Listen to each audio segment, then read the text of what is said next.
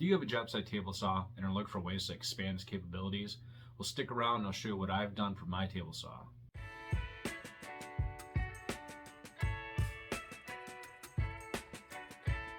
Hi, Nick from Old Fashioned Nights, and I'm guessing the reason why you're watching this video is that you have a job site table saw and now you're wondering, what can I do to expand or increase its capabilities? Let me start off by saying that I would have loved to purchase a large contractor table saw, but it just didn't make sense in my situation.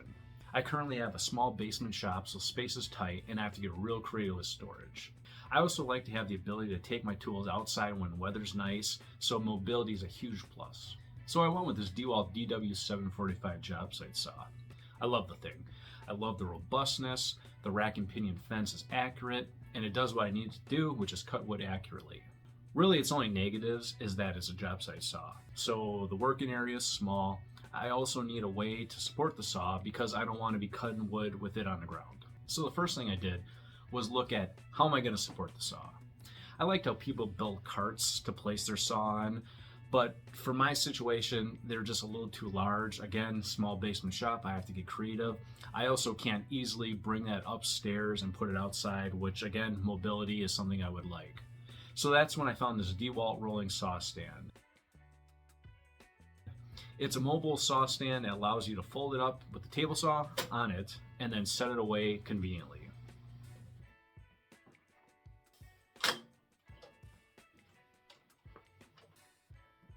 Now with my table saw being supported, I started to look at ways to increase the surface area of it.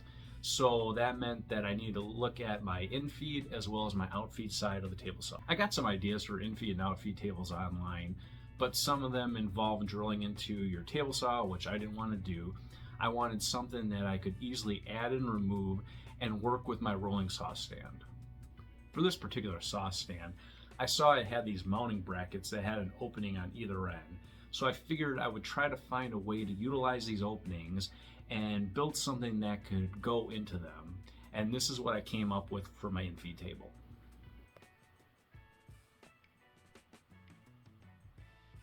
The infeed table is 1 foot by about 2 feet. It's got these 2 legs here that slide into the saw stand openings that I mentioned. I also have these threaded star handles that tighten it down to the saw stand openings and hold it in place. The mitered slots that I have on this line up with my table saw, and I can easily add it in and take it out when needed. And it works with my rolling saw stand where I can have it on there and then move the saw stand where I need it, set it back up, and the infeed table stays in place.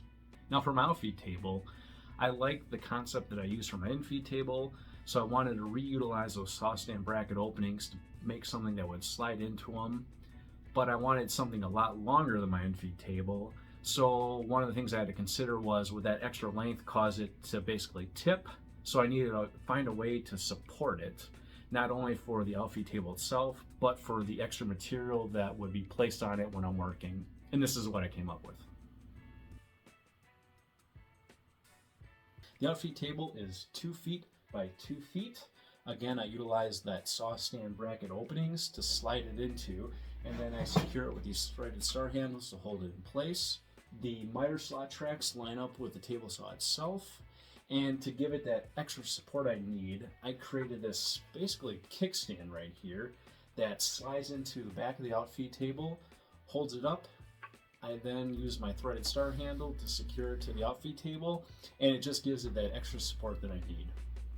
Again, what's nice about this is that I can have my infeed and my outfeed table secured to my table saw, and I could fold up my saw stand and move it around wherever I need to set it up, and it doesn't get in the way or affect the mobility of my rolling saw stand. The next thing I looked at upgrading was the blade itself. The blade that came with the saw was a 24-tooth construction blade, which is good if you're needing to rip some wood quickly. The downside of ripping wood quickly is that it'll oftentimes cause a lot of tear out and leave a lot to be desired on a finished piece. That's why I went with the 60-tooth finishing blade from Diablo. It produces a nice clean cut and has little to no tear out. The only downside is that cuts take a little bit longer when using the finishing blade. I still use my 24-tooth blade that came with the saw, but mainly for rough cuts or if I need some wood cut quickly and I don't mind some tear out. Another blade I picked up is this flat kerf blade.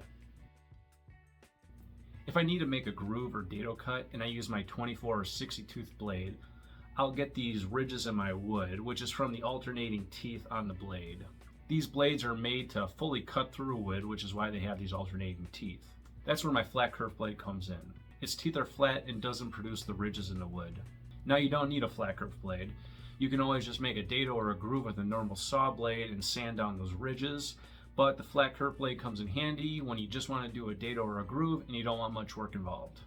The last major upgrade I did was replace the throat plate of my saw with this Leecraft zero clearance insert plate.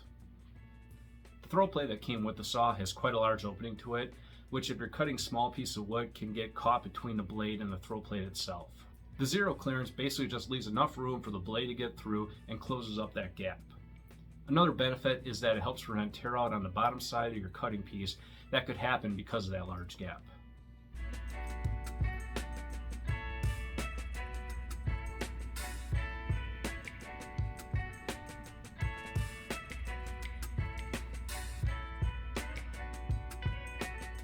Well, that's my video on my job site table saw upgrades.